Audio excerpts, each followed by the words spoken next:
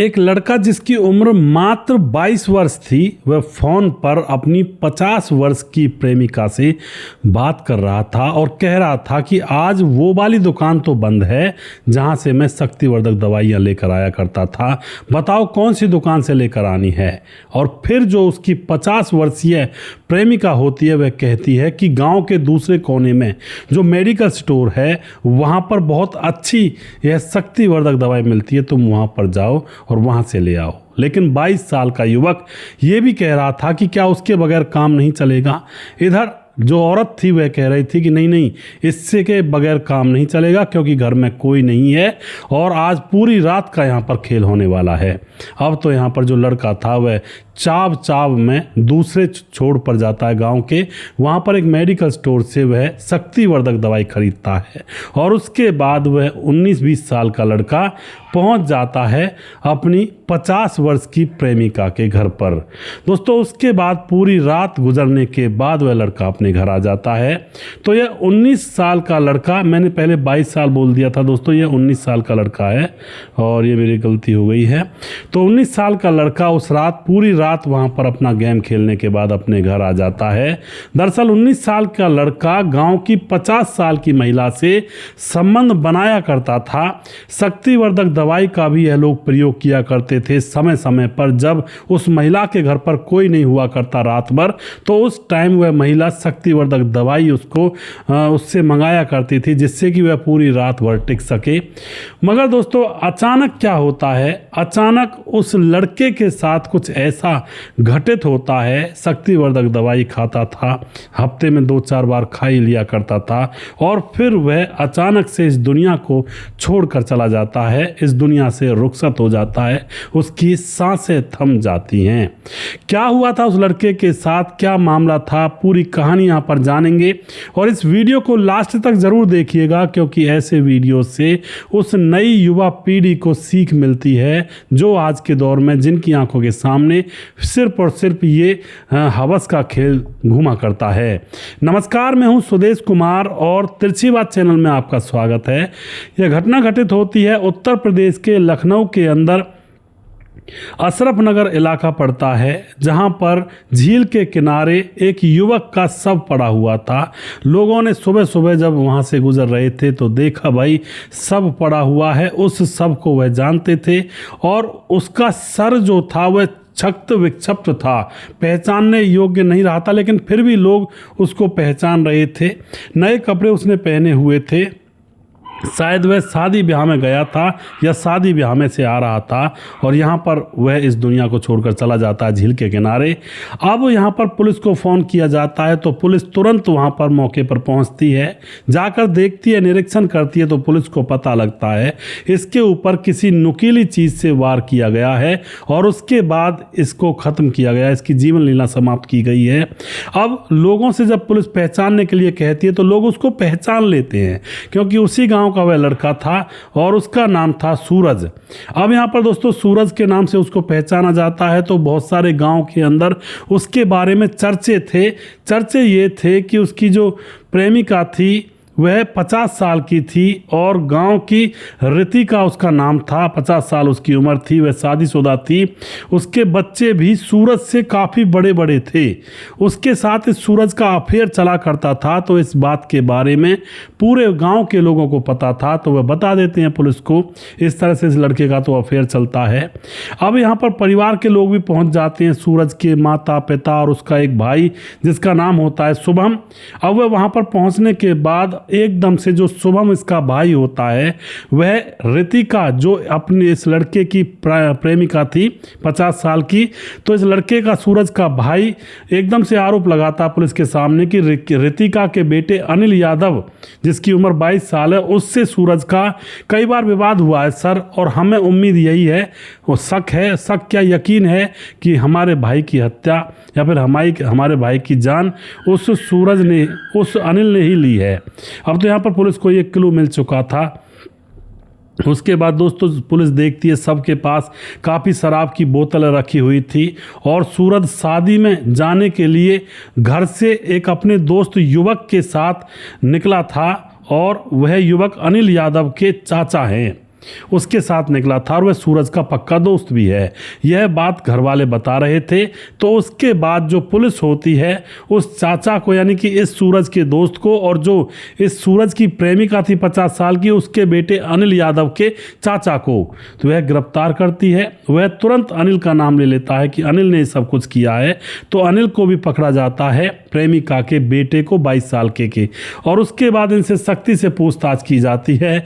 और जब सख्ती से पूछताछ की जाती है तो ऐसी ऐसी चीज़ें यह पुलिस के सामने खुलासा करते हैं। सब लोग जब सुनते हैं तो वो लोग भी हैरान और परेशान हो जाते हैं कि क्या आखिर आज के दौर में ये जो वासना का खेल है क्या इतना बढ़ चुका है कि ना कोई बच्चा देख रहा है ना कोई बूढ़ा देख रहा है, और इस तरह से यह खेल चलता है।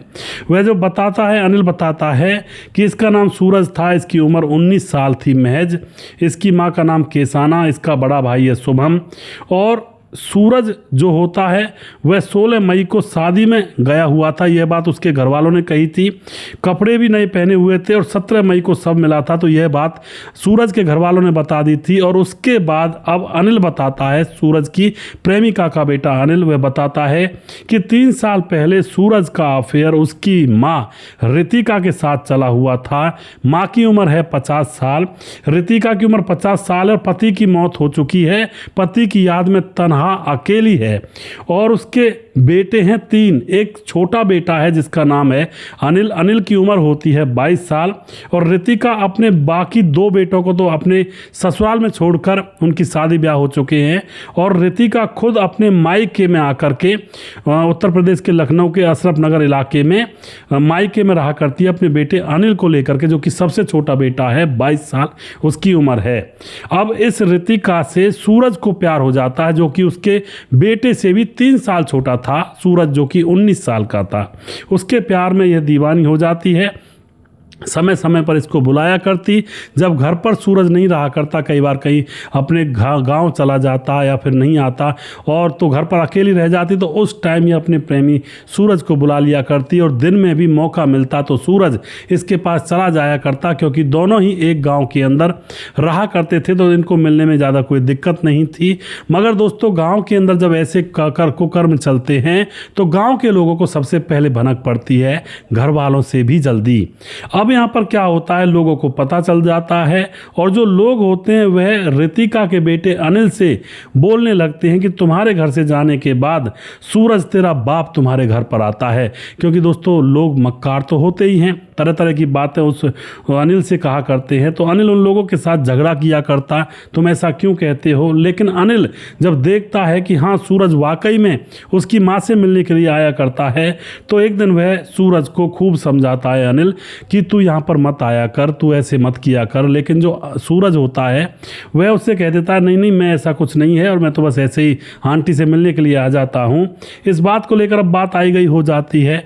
मगर सूरज कहाँ रुकने वाला था दोस्तों, वह तो अभी भी लगातार अपने खेल को खेल रहा था उस 50 साल की महिला के साथ। और आज से 2 महीने पहले जो अनिल होता है, प्रेमिका का बेटा, वह बाहर से जैसे ही अंदर आता है तो घर का मेन डोर अंदर से बंद था। तो अनिल को कुछ शक होता है और दीवार कूद करके अपने घर के आंगन में होता हुआ अपने कमरों के पास जाता है। तो वहां पर कमरे में से अजीब आवाजें उसको सुनाई देती हैं। तो वह खिड़की से जब झांकता है तो अंदर उसकी माँ और उसका जो गांव का लड़का था सूरज, उसका प्रेमी, वो दोनों जने आपत्तिजनक परिस्थिति में थे। और इस माहौल को देख करके एकदम से अनिल का तो पारा 7वें आसमान पर पहुंच जाता है।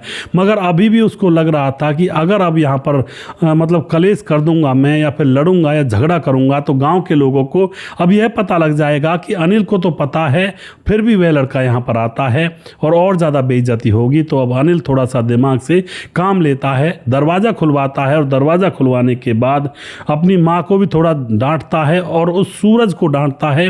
कहता है कि आज के बाद यहाँ पर आ मत जाना। और सूरज वहाँ से चुपके से दबे पांव अपने घर पर चला जाता है। अब तो यहाँ पर अनिल का दिमाग खराब हो चुका था, क्योंकि अभी तक तो गांव वाले उससे कहा करते थे कि तेरे जाने के बाद तेरा पिता, तेरा बाप 19 साल का सूरज तुम्हारे घर पर आता है। लेकिन आज तो उसने 19 साल के सूरज को अपने घर पर देख ही लिया था। तो अब उसके दिल बदन और तन बदन में, दिमाग में, मतलब जहन में उथल पुथल होने लगती है। ये क्या हो रहा है मेरे घर के अंदर, आखिर मेरी माँ ये कर क्या रही है उस 19 साल के लड़के के साथ। इधर दोस्तों जो अनिल था वह अपनी इज्जत बचाने की कोशिश कर रहा था, मगर उधर जो सूरज था उसको अनिल की यह कमजोरी, मतलब अनिल की वह यह कमजोरी समझ रहा था कि वह कुछ नहीं कह सकता। उसने तो हाथों में चूड़ियां पहनी हुई हैं और मैं फिर भी करता रहूँगा उसकी माँ के साथ वो सब कुछ, और वो मुझसे कुछ कह ही नहीं सकता है। इस तरह की बातें सूरज सोचा करता था और आए दिन वह अब उसकी माँ के साथ संबंध बनाया करता। अनिल को अब बहुत ज़्यादा गुस्सा आ जाता है और इतना गुस्सा आ जाता है कि वह सूरज के ही दोस्त से बात करता है, जो कि इस अनिल का रिश्ते में चाचा लगता था, और जो रिश्ते में चाचा लगता था वह लड़का वह अब सूरज का दोस्त था। तो अब अनिल कहता है कि देखो वो तुम्हारा दोस्त है और मैं तुम्हारा रिश्ते में चाचा हूँ, बताओ मेरी निभाओगे या उस दोस्त की दोस्ती निभाओगे। तो वह आदमी कह देता है कि बताओ तेरी मानूंगा, मैं पहले रिश्ते को निभाऊंगा, वो तो दूर की दोस्ती है। तो अब अनिल कह देता है कि कल को शादी है और उस शादी में मुझे उम्मीद है, गांव के बाहर बैंक्वेट हॉल बना हुआ है झील से दूसरी पार, तो वहां पर इस सूरज के पास भी निमंत्रण आएगा। तू इस सूरज को अपने साथ ले आना और शादी में खाना खिलाने के बहाने और रास्ते में झील के पास शराब वगैरह पिलाने लगना और फिर वहां पर मैं आ जाऊंगा। ये पूरी प्लानिंग यहाँ पर कर ली जाती है। और फिर जो अनिल का तो चाचा लगता था और उस सूरज का वह पक्का दोस्त था, और वह फिर सूरज से कहता है चलो खाना खाने नहीं चल रहे। वह कहता है सूरज की आज तो मैं नहीं जा रहा, मेरा पेट भरा हुआ है, कई दिनों से शादियों में जा रहा हूं, तो मैं इस शादी में नहीं जाऊंगा खाना खाने के लिए। लेकिन दोस्त था, वह कहता है कि अरे चलो मैं रास्ते में दवाई दे दूंगा तुम्हें और ड्रिंक वगैरह करके आराम से खाना पच जाएगा, क्यों चिंता करते हो। और फिर सूरज अपने उस दोस्त की चाल में आ जाता है और नए कपड़े पहन करके घर से माँ बाप से कहता है कि मैं शादी में जा रहा हूं निमंत्रण में, और घर से निकल जाता है। घर से निकलने से पहले, शादी में खाना खाने से पहले वह झील के किनारे आराम से घास पर बैठते हैं। चंदा की चांदनी थी और फिर वहाँ पर शराब एंजॉय की जाती है। इतने में जब ये नशे में धुत हो जाता है तो वहाँ पर एकदम से अनिल पहुँच जाता है, इस सूरज की प्रेमिका का बेटा 22 साल का। और फिर वहाँ जाने के बाद पहले तो इसकी खूब पिटाई करते हैं और बार बार कहता है कि मैंने तुमसे कहा था ना, बार बार अनिल कहता है सूरज से मैंने तुमसे कहा था, मैंने तुम्हें समझाया भी था, लेकिन तू तो मजाक में ले रहा था हर बात को, आज उसका हर्जाना तुझे भुगतना पड़ेगा। और फिर दोस्तों वह उसकी निर्मम तरीके से उस दुनिया से उसको रुखसत कर देता है, उसकी जान ले लेता है और जो 6 खानों वाला हथियार होता है उससे उसकी जान ले लेता, उसके प्राण पखेरु उड़ा देता, उसको इस दुनिया से रुखसत कर देता है और उसके चेहरे को भी मिटाने की कोशिश करता है। लेकिन अभी इतना कोशिश की थी लेकिन मिट नहीं पाई थी पहचान, और उसके बाद उसको वहीं पर छोड़ करके सबको यह लोग अपने घर आ जाते हैं। सुबह जब लोग गांव के घूमने के लिए निकलते हैं तो उन लोगों को सूरज का शव मिलता है और सभी लोग उसको पहचान लेते हैं और इस तरह से यहाँ पर मामला खुलता है पुलिस के द्वारा। तो एक लड़का सूरज जो कि 19 साल का था, मान नहीं रहा था, बार बार वह दोगुनी उम्र की औरत के पास जा रहा था और वह औरत भी बेवकूफ़ थी जो छोटे से बच्चे के साथ ऐसा काम कर रही थी, वह भी बिल्कुल उसकी भी बुद्धि मारी गई थी। मगर दोस्तों यहाँ पर जब इस लड़के को पकड़ा जाता है अनिल को और इसके उस चाचा को पकड़ा जाता है तो उसके बाद माँ के जब बयान लिए जाते हैं, जो माँ थी 50 साल की रितिका, वह रो रो कर ये कहती है मेरा पति मर गया था, मैं अकेली तन्हा थी, वो मेरा प्रेमी था, मेरा उससे मन लग जाया करता था, मेरे बेटे ने उसको मुझसे छीन लिया और मैं तो यही चाहती हूँ कि मेरे बेटे को फांसी दे दो। और यह कहकर वह जो माँ थी उस लड़के की और जो प्रेमिका थी सूरज की, वह रोने लगती है। अब दोस्तों प्रेमिका का क्या बिगड़ेगा, उसने तो कुछ किया नहीं था कानून की नज़र में, और अगर समाज की नज़र में देखा जाए तो उसने बहुत बुरा काम किया था, एक बच्चे को अपने प्रेम जाल में फंसाकर अब यहाँ पर ऐसा बवंडर रच दिया कि उस बच्चे की जान चली गई। तो समाज की नज़र में तो उसने ही सबसे बुरा काम किया था। लेकिन दोस्तों यहाँ पर लड़के ने उस लड़के की जान ली तो उसको पकड़ा गया, उसके चाचा को पकड़ा गया और इस प्रेमिका को छोड़ दिया गया। अब यह किसी और गांव के नए लड़के को फिर से शिकार बना सकती है, इसकी कोई गारंटी नहीं है। तो दोस्तों ऐसे ऐसे मामले चलते रहते समाज के अंदर, चोरी चोरी छुप छुप कर, और किसी को कुछ भी पता नहीं होता है। लेकिन जब बवाल मचता है, जब धागे खुलते हैं तो लोगों को पता चलता है कि अच्छा ऐसा हो रहा था हमारे पड़ोस में, ये चीज़ें होती हैं जब लोगों के सामने आती हैं।